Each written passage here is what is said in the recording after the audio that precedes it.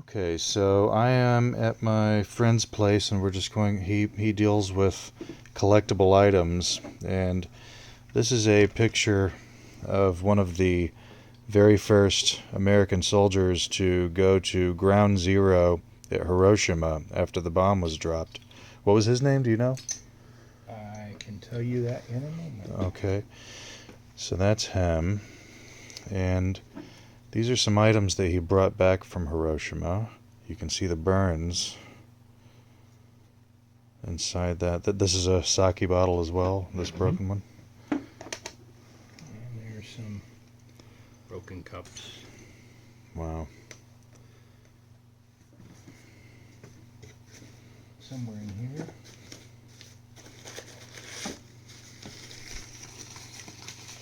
Yeah, he's got a whole slug of these. That is amazing. James Hosterman. Hosterman? Mm-hmm. James Hosterman.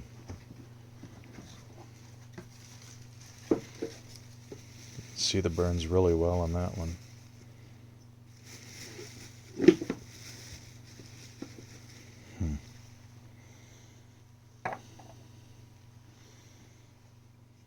Is that an ashtray? Probably.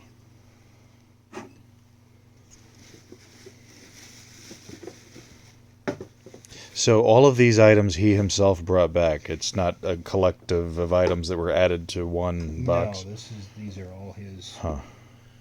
souvenirs, and I'm thinking he was from Indiana.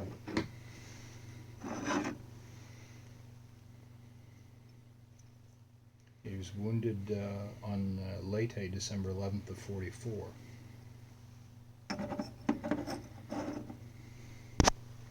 So we've got his Purple Heart and his whole trunk full of stuff.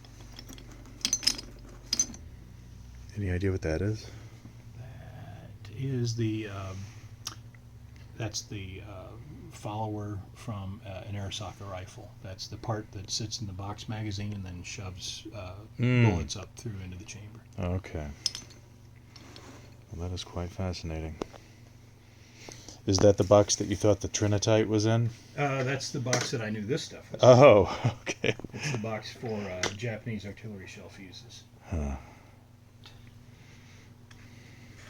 Is made to resemble a Japanese good luck flag, which were Japanese flags that were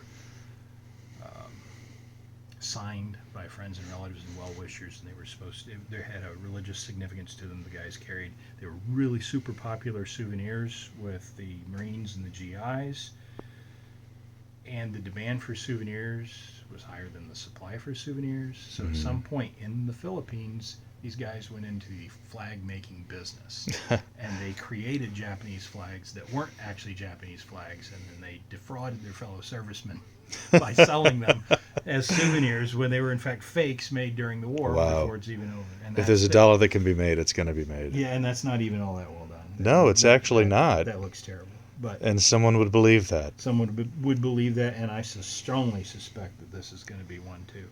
So a lot of the time you find these flags, and they will have copied kanji off of soup labels and magazines and things like that they found, and so it'll be very nonsensical. You know, instead of saying, "May you be so fortunate as to die 7 times for your emperor," it'll say, "Eat at Joe's." You know?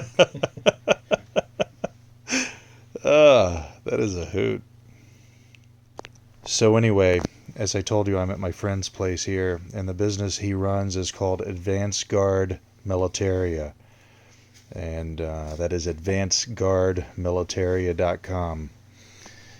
And you'd be really shocked at just the wide variety of stuff that's there.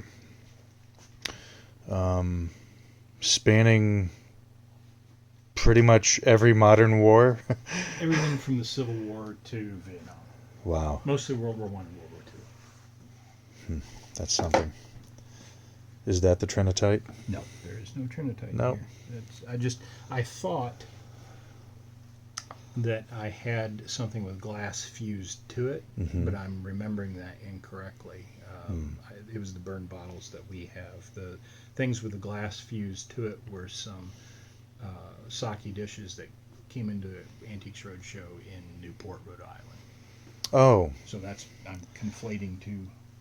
I forgot to mention to you guys that, and his name is Jeff Shrader, and he is also a regularly appearing, would you say, cast member on Antiques Roadshow? Appraiser on Antiques Roadshow, which, oddly enough, is one of my favorite shows. I don't know why. It's like when you see somebody on there and they think they just have garbage, but they're going to have it checked out anyway, and the next thing you know, they're paying off their kids' college tuition.